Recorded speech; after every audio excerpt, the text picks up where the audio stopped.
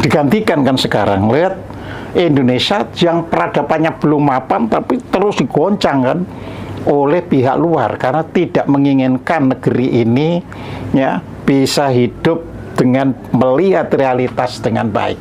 Sebab kalau bangsa ini bisa melihat kebenaran bangsanya, kebenaran negerinya, kekayaan yang dilimpahkan oleh Tuhan kepada kita, takut bangsa asing itu, Amerika segala itu takut. Karena segala sumber kekayaan alam ada di negeri ini. Ya. Misalnya kita terus berani, enggak, Freeport enggak boleh, saya kendalikan sendiri. Mau apa Amerika coba? Kalau nanti muncul generasi keturunan kita yang begini. Apakah ajaran agama harus diajarkan di sekolah? Iya diajarkan, tetapi ia hanya mengajarkan bagaimana mempraktekkan agama masing-masing. Jadi tidak perlu diajari agama yang di luar sana salah, tidak.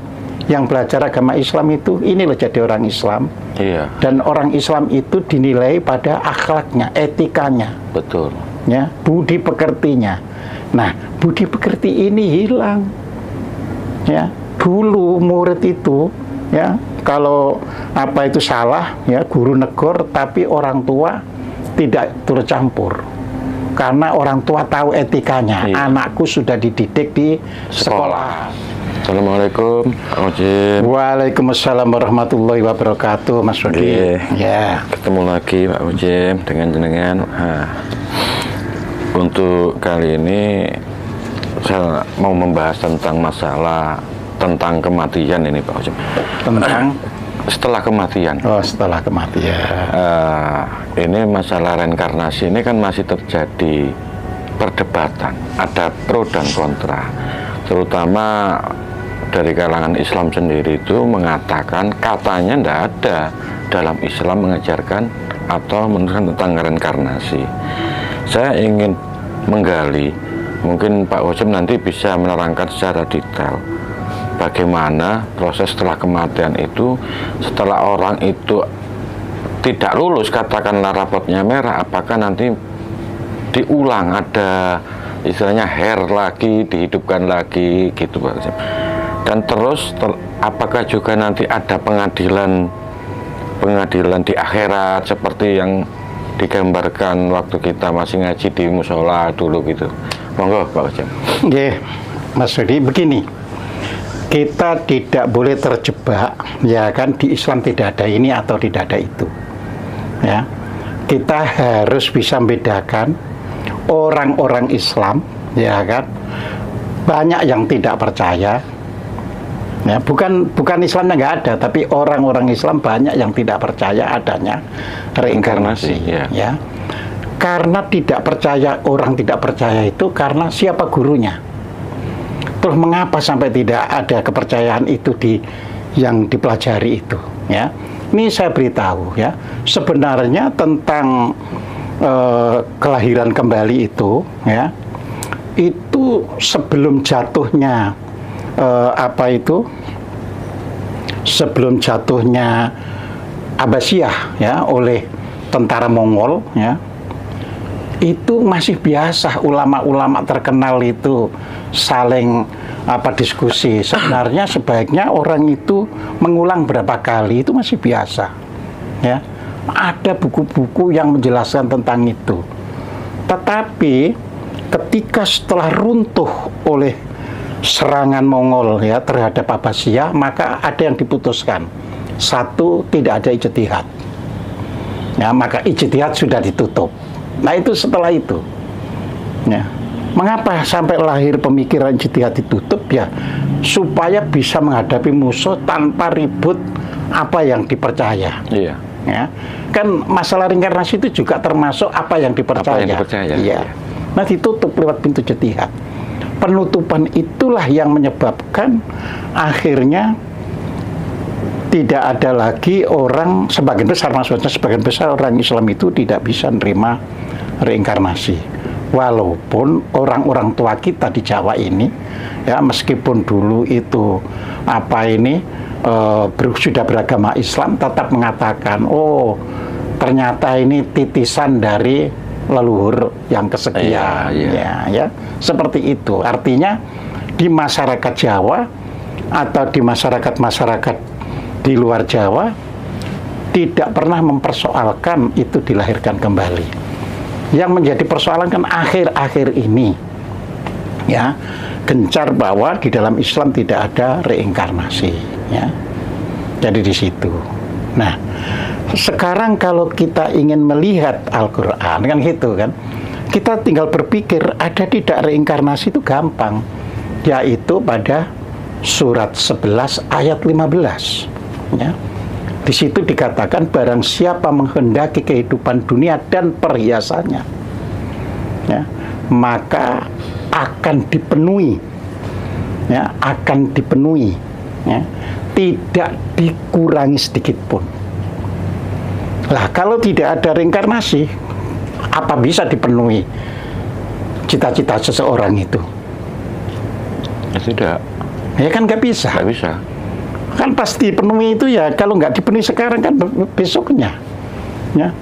Jadi barang siapa, ya, yang menghendaki kehidupan dunia dan perhiasannya, niscaya, ya, akan dipenuhi. Artinya Tuhan akan memperkenankan dan tidak dirugikan sedikit pun,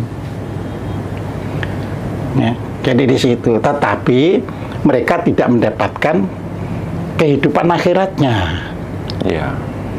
Nah, disinilah kita harus bisa memahami kehidupan akhiratnya, ya. Akhirat itu bahasa Arab, itu sudah saya tulis di salah satu buku, artinya macam-macam, ya. Akhirat itu bisa berarti yang terakhir, ya. Misalnya orang-orang Quraisy membantah kepada Nabi Muhammad, ajaran ini tidak terdapat pada agama yang terakhir, itu adalah yang akhirat, ya. Akhirat itu bisa bermakna yang lain, sama dengan ghair, jadi yang lain, ukhor misalnya, ya. Akhirat itu bisa bermakna sebagai kehidupan yang akan datang. Itu di Al-Qur'annya ditegaskan, ya kan, bahwa wal akhiratu khairul laka minal ula. Nah, itu jelas bahasanya sama kan, wal akhiratu, dan kehidupan yang akan datang itu lebih baik daripada kehidupan yang sekarang, ya.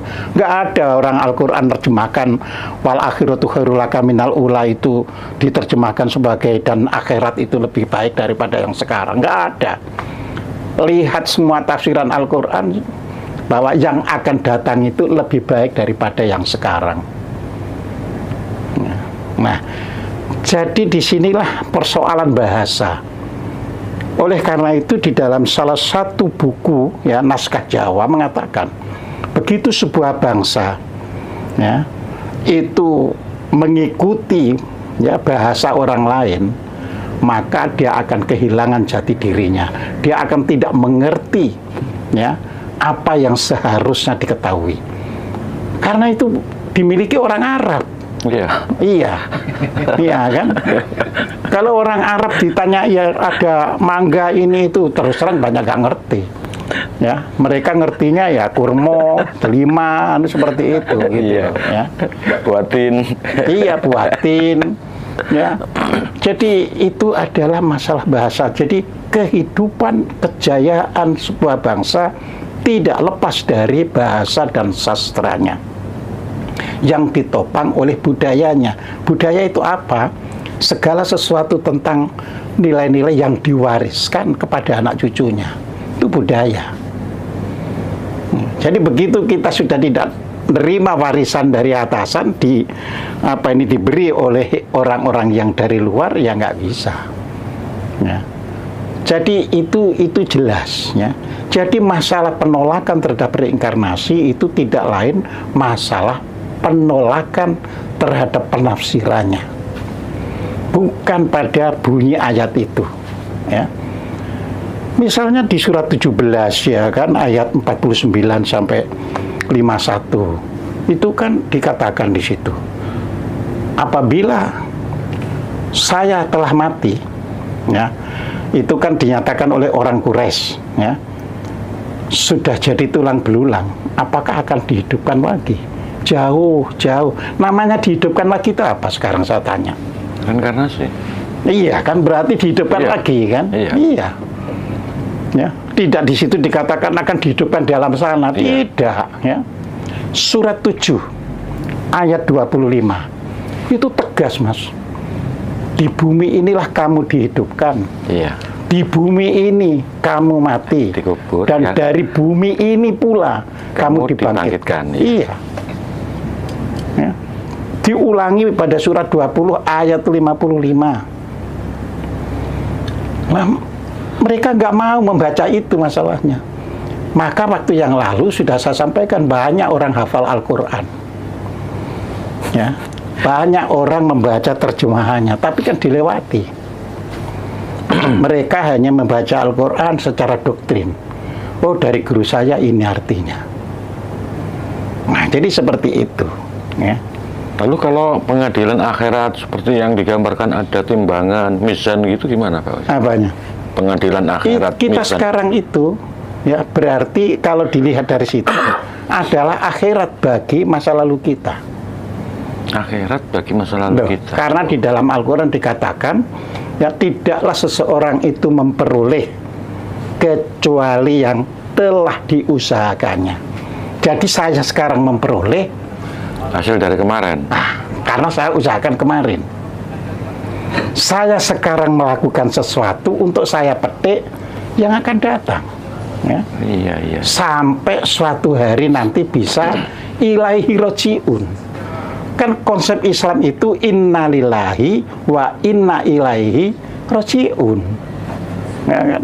Bukan innalillahi wa inna janati roji'un. Ya. Kalau innalillahi wa wa ilal jannati roji'un itu artinya kita ini dari Allah dan akan kembali ke surga.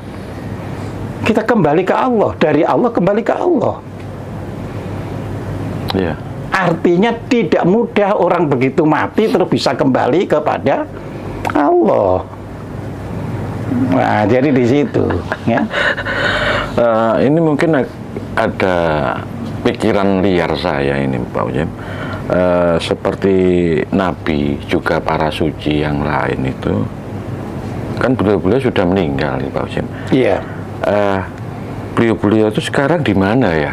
Terus apa beliau itu ditempatkan di suatu semesta lain, universe lain atau pripun itu Pak Ujem?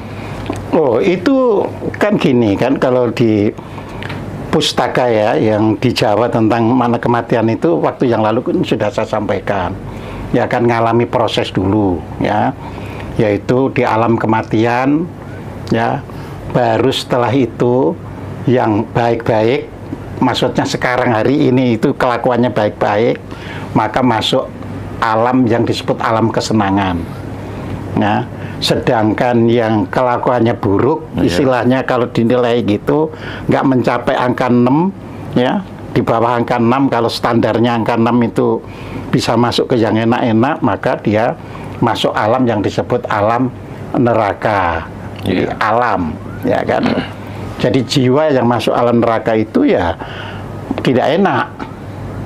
Orang terus menyebut itu siksa kubur, kan gitu kan? Walaupun di Al-Quran kata-kata siksa kubur begitu ya tidak ada.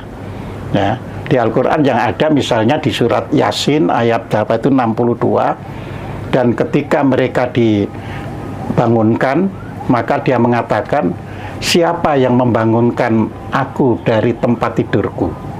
Surat Yasin. Ya. Jadi ternyata orang yang mati itu ketika dibangkitkan lagi, dia bertanya, siapa ini yang bangkitkan aku ini? Ya. Terus yang lain berkata, berapa lama kamu merasa? Kan gitu kan? Oh, mungkin barang setengah hari. Ya. Nah, seperti itu.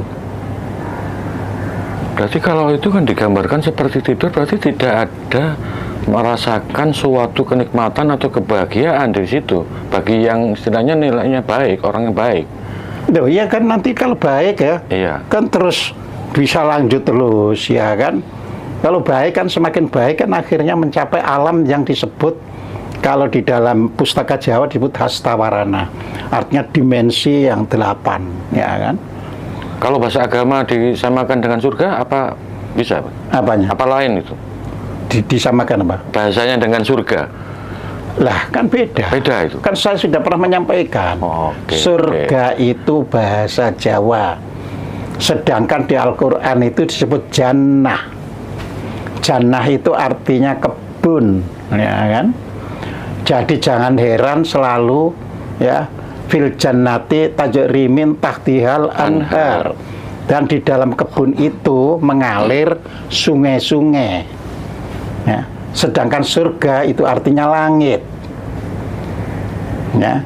Sur itu sekarang kan ada mercusuar, ya kan? Artinya sur atau swar itu cahaya.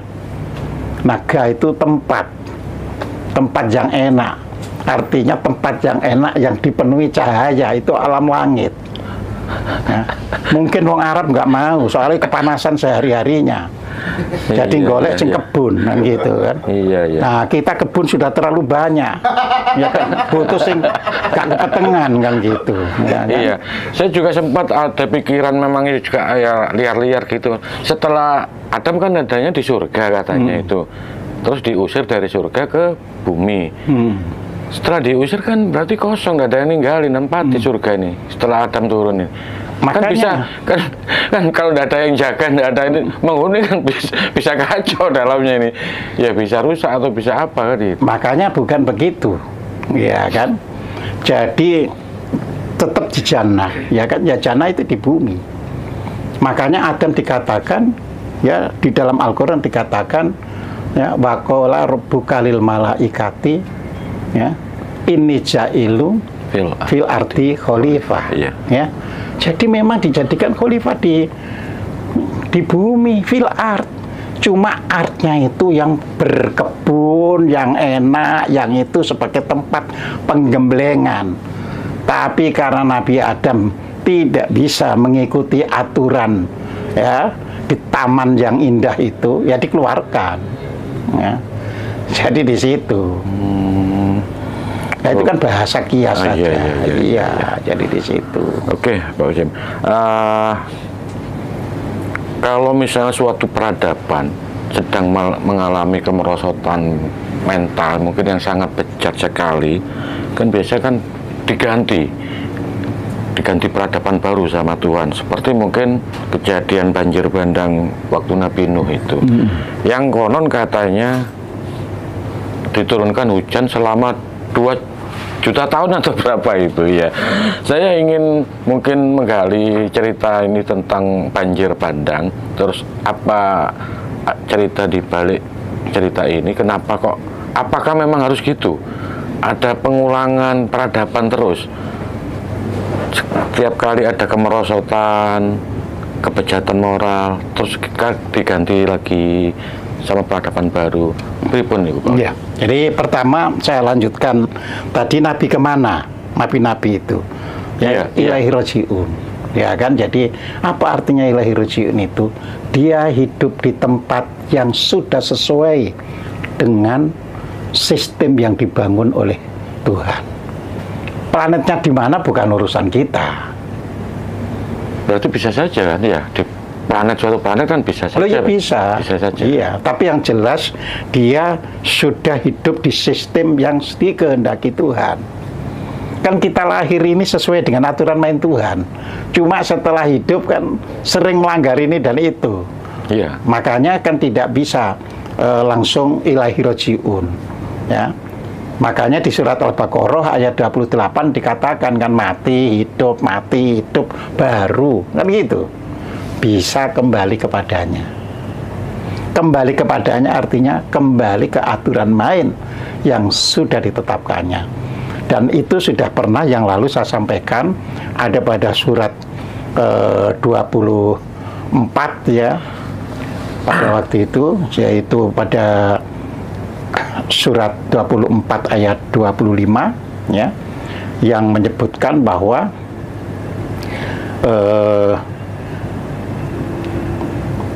Tuhan itu adalah kebenaran yang nyata, ya, hakul mubin. Jadi begitu orang sudah hidup pada kebenaran yang nyata, tahu, oh inilah kehidupan yang telah ditentukan Tuhan itu. Jadi bukan melihat sosok-sosoknya kan gitu kan. Ya, jadi itu yang harus dipahami. Tapi kita juga harus tahu bahwa umat ini sampai Nabi itu mengeluh, ya, mengeluh kepada Tuhan. Ya, itu diabadikan di dalam Al-Qur'an ya. Jadi surat 25 ayat berapa itu ya yang mengatakan waqala Rasul, dan Rasul itu berkata, ya, ya Robbi wahai Tuhan, ya, kaumku telah menjadikan Al-Qur'an ini sia-sia. Ya.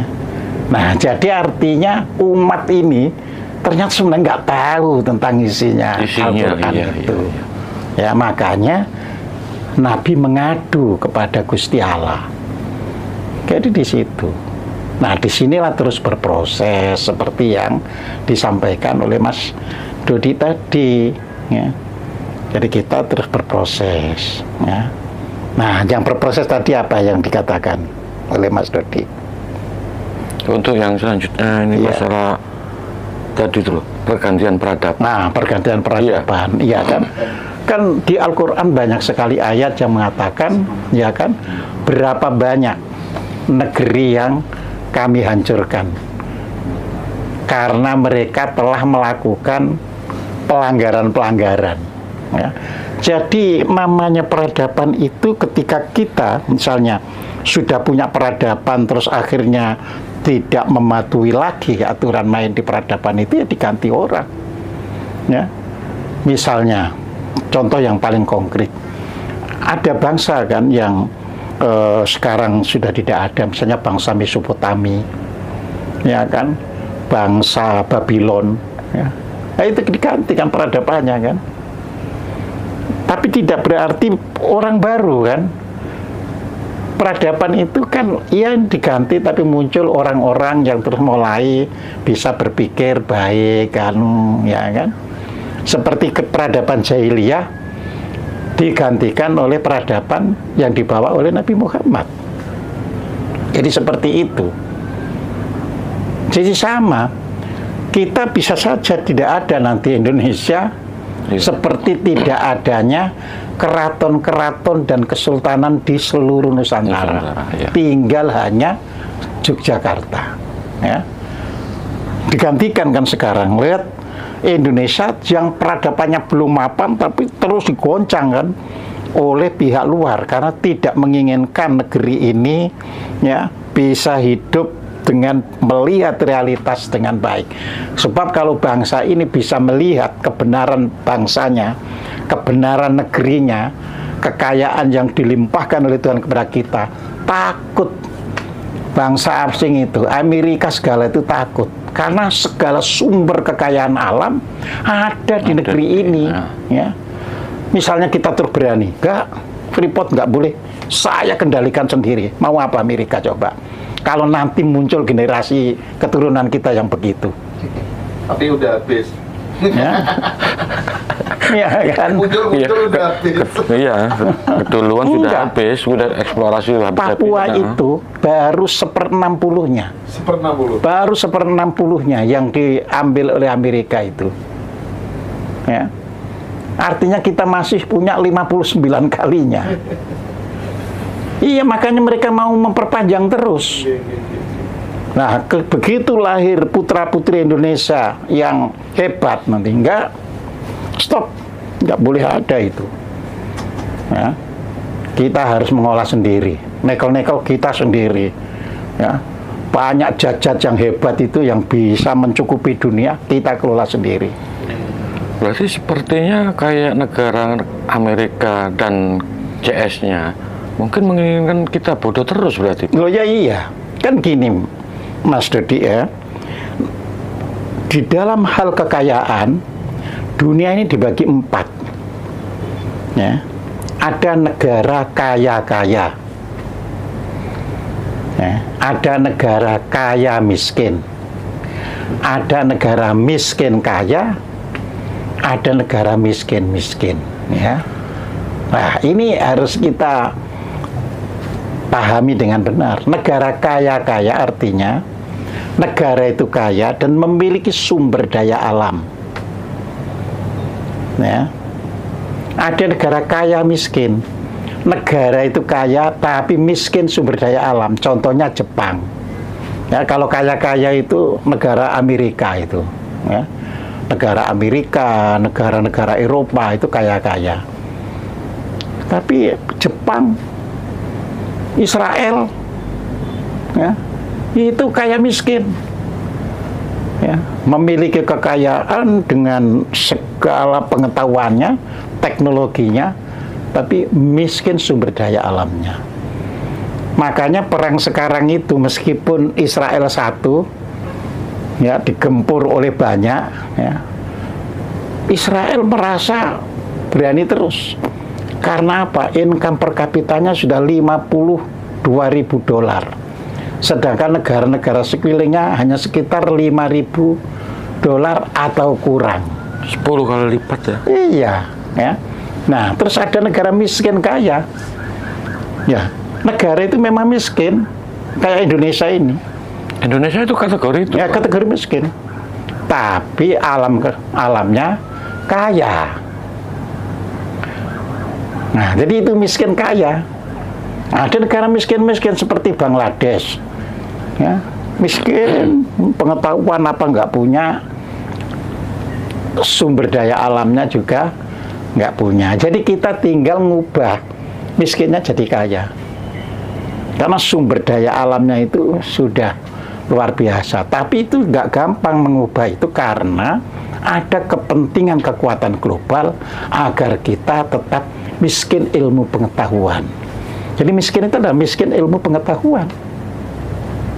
Nah, orang akan miskin ilmu pengetahuan kalau dia hanya belajar dogma, dan dogma itu ada pada agama. Makanya yang diupek-upek di sini jadi agama. Jadi di situ, ya. Sebab orang sudah nggak mikirkan ilmu pengetahuan lagi. Jadi di situ. Yang lain sudah sampai planet-planet mana? Iya. Kita masih ribut reinkarnasi terus. Iya. Itu tadi.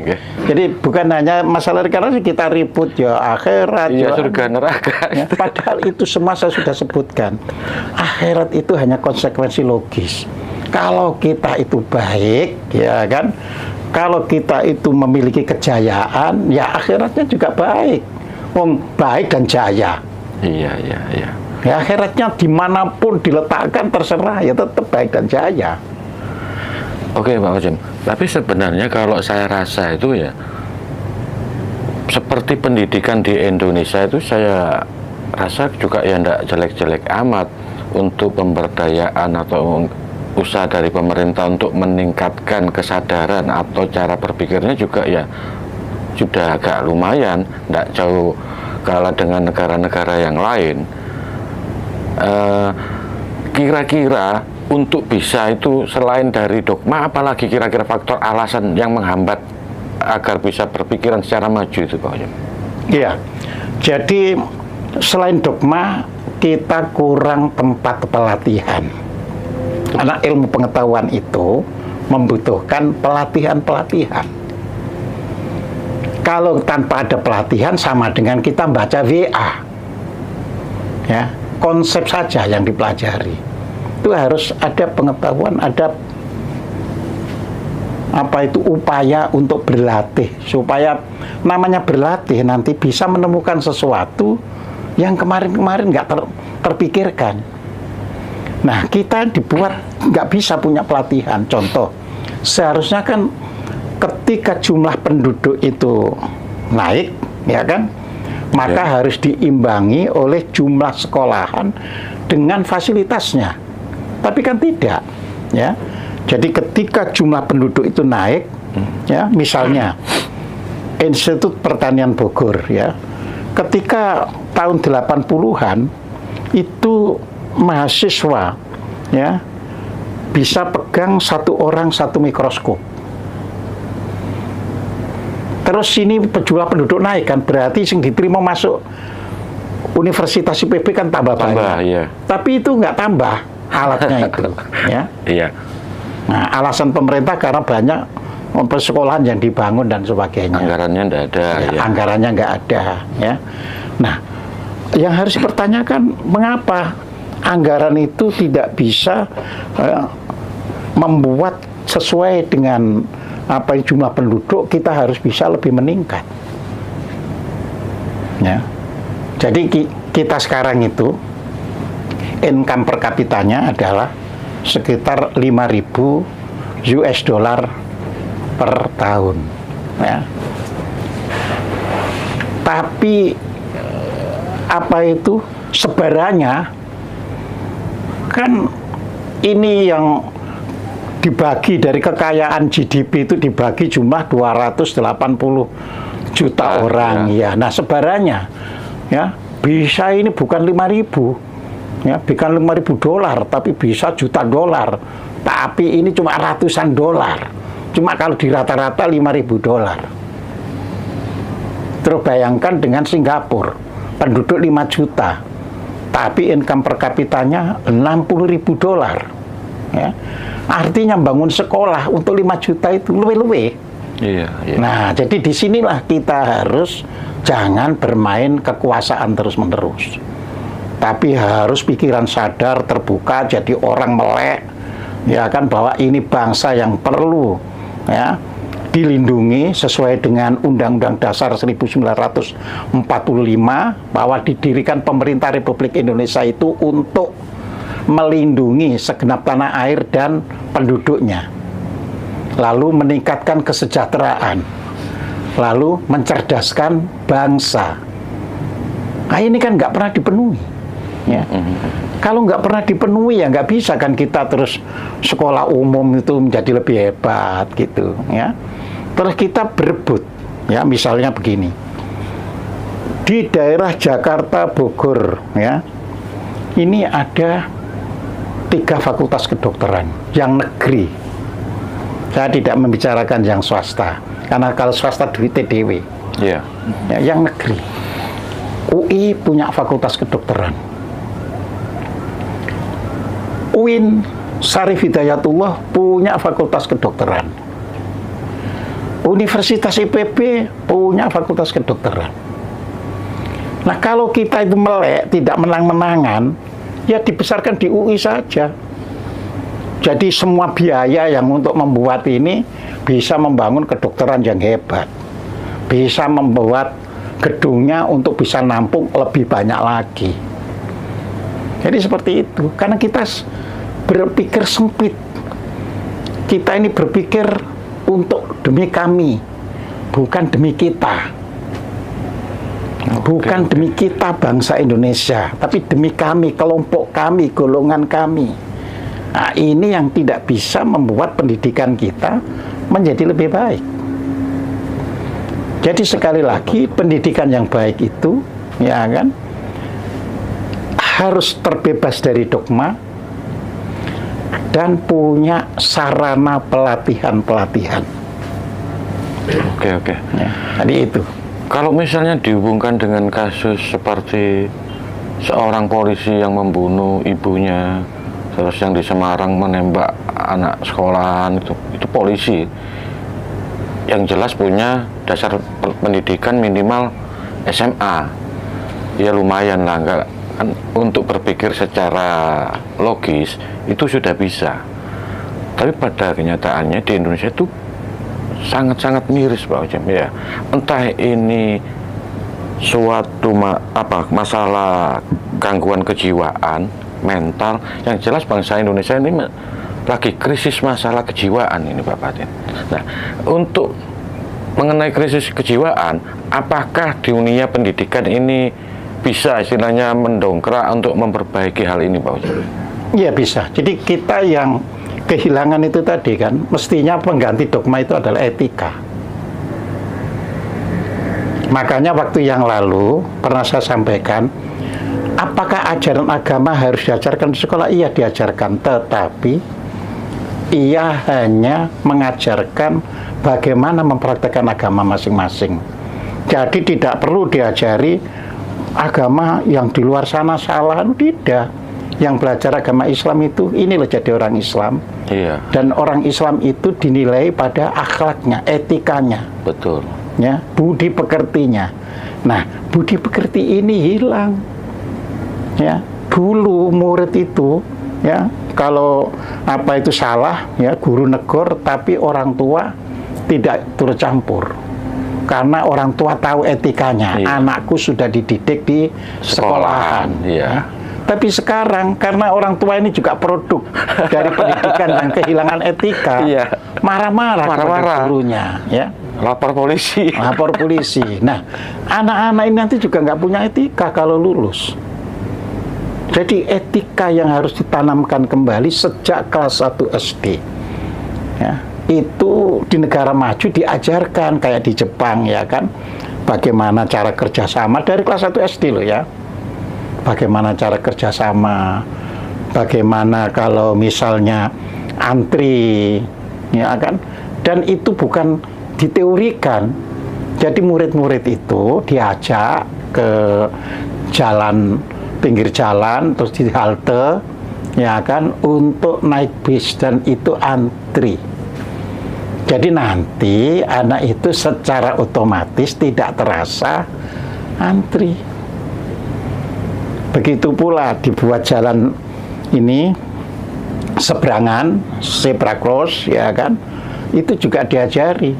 Begitu sudah hijau ya, mobil berarti berhenti ya, semua diajari nyebrang ya. Nah, jadi ini etika. Terus bagaimana setelah nyebrang siapa ini murid-murid itu mengucapkan hormat kepada mobil-mobil yang sedang menunggu orang nyebrang itu. Nah, ini etika. Iya. Nah, etika ini terus Mas harus dalam bentuk konkret, sampai universitas pun tetap ngerti etika. Ya. Saya diajari ya ketika bertemu diskusi dengan almarhum Pak Daud Yusuf ya, mantan menteri pendidikan kita, beliau menjelaskan ya, Pak Daud Yusuf itu dia kuliah di Perancis, itu kalau jam istirahat kan mahasiswa juga makan di kantin, itu dosen-dosen juga makan di kantin. Nah, ini etika, sama-sama terus di situ boleh debat ya, boleh debat, tapi ada etikanya nanti kalau di kelas jangan debat. Iya. Jadi lain gitu. Tempat sudah ya. Iya, tahu tempat. Nah, kita harus seperti itu. Jadi boleh debat, tapi nanti kalau di kelas dosen mengajarkan dengan baik, didengarkan. Jadi seperti itu. Nah, kalau nanti pas makan di kantin, aku kok merasa nggak sreg ya, Prof. Tadi Anda ajarkan gini, boleh di situ debat.